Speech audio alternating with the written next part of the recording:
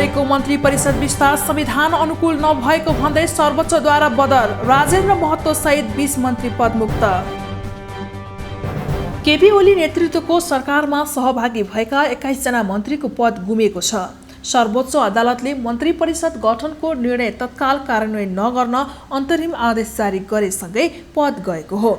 वरिष्ठ अधिवक्ता दिनेश त्रिपाठीले प्रतिनिधि सभा विघटन र निर्वाचन घोषणा भएको अवस्थामा गरिएको मन्त्री परिषद विस्तारको निर्णय विरुद्ध दायर गरेको रिटमा प्रधान न्यायाधीश चोलिन्द्र शमशेर राणा र न्यायाधीश प्रकाश कुमार ढुङ्गानाको संयुक्त इजलासले मन्त्री परिषद विस्तारको निर्णय तत्काल कार्यान्वयन नगर्न अन्तरिम आदेश दिएको हो। प्रतिनिधि सभा विघटनको दोस्रो अवस्थापछि हालको सम्माननीय प्रधानमन्त्री नेपालको संविधानको धारा 77(1) को खण्ड ग बमोजिम स्वतः प्रतिनिधि सभाको सदस्य समेत नरही निजको प्रधानमन्त्रीको पद रिक्त हुन गएको अवस्थामा एजनको धारा 77(3) को धारा 1 बमोजिम प्रधानमन्त्रीको पद रिक्त भएमा अर्को मन्त्री परिषद गठन नभएसम्म सोही मन्त्री परिषदले कार्य सञ्चालन गर्नेछ भनी उल्लेख भएको देखिन्छ। यसरी प्रतिनिधि सभा विघटन भएको विशेष परिस्थितिमा प्रधानमन्त्रीको अध्यक्षतामा जे जुन अवस्थाको मन्त्री परिषद छ त्यही मन्त्री परिषदले कार्य सञ्चालन गर्नेछ भने स्पष्ट रूपमा किटानीका साथ उल्लेख भइरहेको परिप्रेक्ष्यमा तत्काल कायम रहेका प्रधानमन्त्रीले अन्य सामान्य अवस्थाको प्रधानमन्त्रीले जस्तो मन्त्री परिषद विस्तार गर्ने थप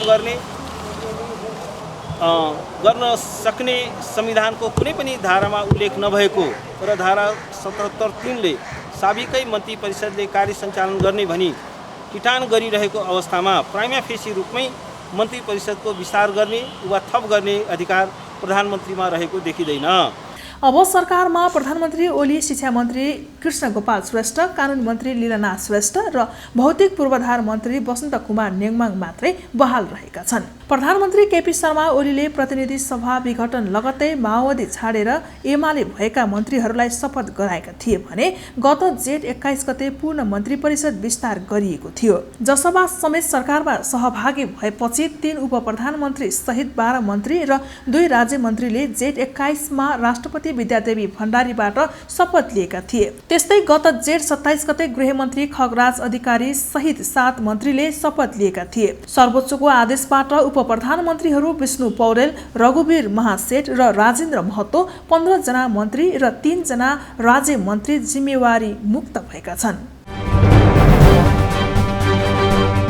सर्वोच्चको आदेशपछि 5 सदस्य बन्यो ओली नेतृत्वको सरकार। विष्णु पौडेल उप प्रधानमन्त्रीबाट मन्त्रीमा घटुवा।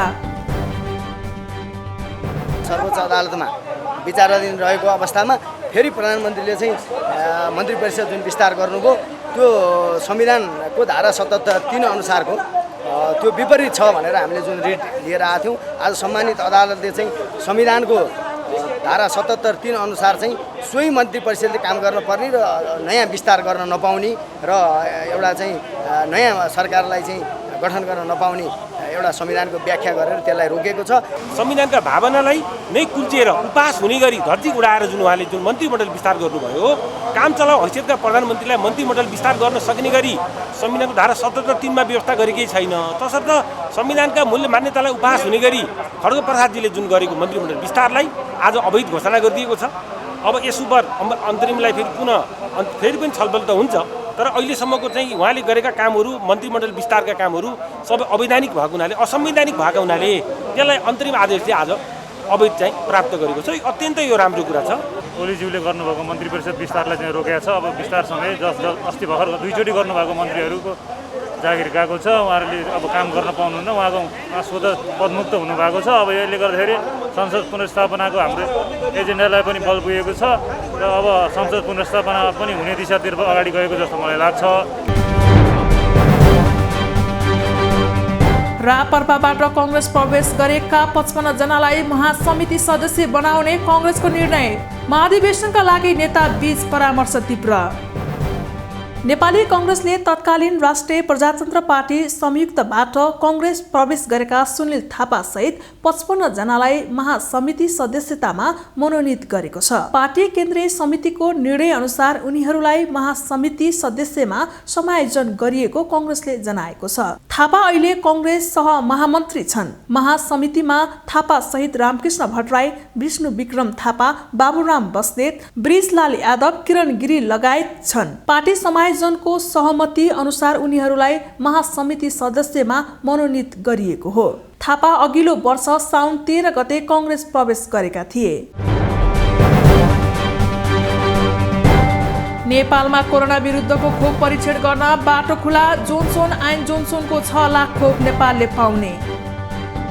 कोभ्याक्सले 1 डोज मात्र लगाएर पुग्ने जोन्सन एन्ड जोन्सनको 6 लाख डोज खोप नेपाललाई दिने प्रतिबद्धता जनाएको छ। कोभ्याक्सले 2 दिन अघि मात्र जोन्सन एन्ड जोन्सनको 6 लाख डोज खोप दिने जानकारी गराएको हो। अमेरिकी कम्पनीले विकास गरेको उक्त खोप नेपालमा पहिलो पटक आउन लागेको हो। हालसम्म उक्त खोपलाई नेपालमा आपतकालीन प्रयोगको अनुमति दिएको छैन। साथै कोभ्याक्स कार्यक्रम मार्फत नै यही जुलाई अन्तिमसम्म एस्ट्राजेनेकाको 3,48,000 डोज खोप आउने भएको छ। अमेरिकी कम्पनीले विकास गरेको उक्त खोप 1 डोज मात्र लगाए पुग्छ। अहिलेसम्म नेपालमा अक्सफोर्ड विश्वविद्यालय र एन्टेजेनेकाले विकास गरेको कोभिसिल्ड, चिनिया कम्पनी सिनोफार्मीले विकास गरेको भेरोसेल नामक खोप लगाइएको छ। थप 4,500 मा कोरोना पुष्टि। 4,900 संक्रमण मुक्त हुँदा 41 जनाले ज्यान गुमाए। कोरोना भाइरस संक्रमितको संख्या सोमबार भन्दा मंगलबार दोब्बर थपिएको छ। 16,913 जनाको स्वाब परीक्षण गर्दा एकै दिन नेपालमा थप 4,522 जनामा कोरोना संक्रमण पुष्टि भएको हो। पीसीआर परीक्षणमा 3,703 र 819 जनामा एन्टिजेन परीक्षणमा संक्रमण पुष्टि भएको हो। पछिल्लो 24 घण्टामा 4,954 जना निको भएका छन्। कोरोनाबाट थप 41 जनाको मृत्यु भएको छ। यो सँगै कोरोनाबाट मृत्यु हुनेको संख्या 8,813 पुगेको छ। पछिल्लो 24 घण्टामा काठमाडौँ उपत्यकामा 476 जनामा कोरोना संक्रमण पुष्टि भएको छ। स्वास्थ्य मन्त्रालयका अनुसार काठमाडौँमा 310 जना, भक्तपुरमा 67 जना र ललितपुरमा 49 जना कोरोना संक्रमित भेटिएका हुन्। नेपालमा हालसम्म 5,64,882 जना कोरोना मुक्त भएका छन्। हाल 52,648 सक्रिय संक्रमित आइसोलेसन र 425 संक्रमित क्वारेन्टाइनमा छन्। हालसम्म नेपालमा 32,88,053 वटा पीसीआर र 1,51,592 वटा एन्टिजेन परीक्षण भएको छ। काठमाडौँ उपत्यकामा जारी निषेधाज्ञा। मंगलबारबाट खुकुलो, निजी सवारी साधन जोरबिजोर प्रणालीमा सञ्चालन। कोरोना भाइरस संक्रमण नियन्त्रणका लागि काठमाडौँ उपत्यकामा जारी निषेधाज्ञा मंगलबारबाट केही खुकुलो भएको छ।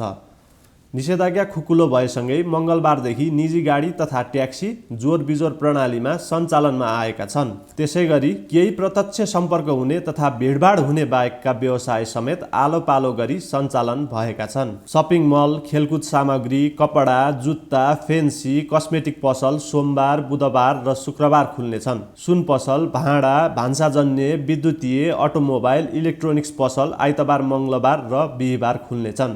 खाद्यान्न पसल भने दैनिक बिहान 11 बजेसम्म खुल्न दिइएको छ। र राष्ट्रिय क्रिकेट टिमको बन्द प्रशिक्षण सुरु। एन्फाले पनि 50 खेलाडीलाई प्रशिक्षणका लागि बोलायो। राष्ट्रिय क्रिकेट टिमले मंगलबारदेखि प्रशिक्षण थालेको छ। आगामी जुलाईमा स्कटल्यान्ड र नामिबियासँग त्रिकोणात्मक 1 दिवसीय सिरिजको तयारीका लागि राष्ट्रिय टोलीले प्रशिक्षण थालेको हो। नेपाल क्रिकेट संघ क्यानले 19 खेलाडी र 3 अफिसियल गरी 22 जनाको कोरोना रिपोर्ट नेगेटिभ आएको छ। रिपोर्ट नेगेटिभ आएसँगै टोलीले प्रशिक्षण थालेको हो। बन्द प्रशिक्षणमा ज्ञानेन्द्र मल्ल, कुशल भुर्तेल, आरिफ शेख, पारस खड्का, दिपेन्द्र सिंह एरी, आरिफ शेख, कुशल मल्ल, विनोद भण्डारी, करण केसी, सन्दीप लामिछाने, सोमपाल कामी, कमल सिंह एरी, अविनाश बोहरा, सन्दीप जोरा, साहब आलम, कुशल भारी, शरद भेष्वाकर, विक्रम सोम र पवन सराफलाई बोलाइएको छ। बन्द प्रशिक्षण टियु क्रिकेट मैदानमा हुनेछ। प्रशिक्षणका लागि छनौट भएका पृथु बास्कोटा भने निजी कारणबाट बन्द प्रशिक्षणमा सहभागी हुने छैन।